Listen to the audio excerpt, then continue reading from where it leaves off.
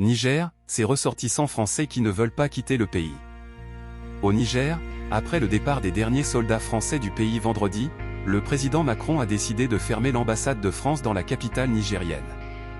Une décision qui a surpris les nombreux ressortissants français, installés depuis longtemps au Niger. L'ambassade invoque des raisons sécuritaires, après les manifestations autour de l'enceinte.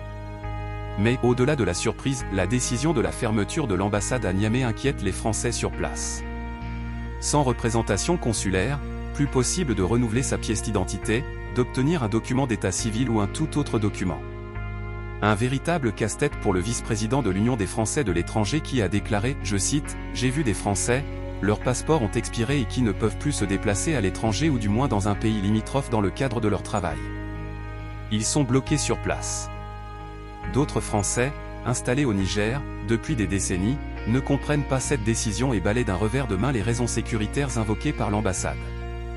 Ils vivent entre Niamey, Zindé, Tawa et Maradi et n'ont constaté, même au plus fort des tensions entre la France et le Niger entre juillet et septembre, aucun changement dans l'attitude des Nigériens à leur égard et jamais ils n'ont remarqué un regard de travers ou une parole désobligeante ni de la part des forces de sécurité ni des forces de l'ordre et encore moins de la part de leurs amis, voisins et collègues nigériens. En tout cas, sur une trentaine de Français rencontrés et qui sont installés depuis longtemps au Niger et dont les enfants y sont nés et y vivent, ils disent qu'ils ne se sentent pas du tout en danger. Et pas question pour eux de quitter le pays. Durant les manifestations et le blocus de l'ambassade, les autorités de Niamey ont rappelé à leurs concitoyens que l'expatrié français, belge, espagnol ou un ressortissant d'un tout autre pays, travaillant et vivant au Niger doivent être respectés et aidés. Les autorités nigériennes ont rappelé, à plusieurs reprises, si elles ont un différend politique avec le gouvernement français, elles n'ont aucun problème avec le peuple français.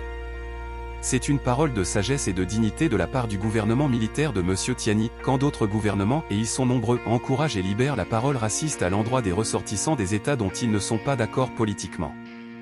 Ce que les ressortissants russes ont subi comme racisme au début de l'année 2022, après l'invasion de l'Ukraine par la Russie, en est un des exemples.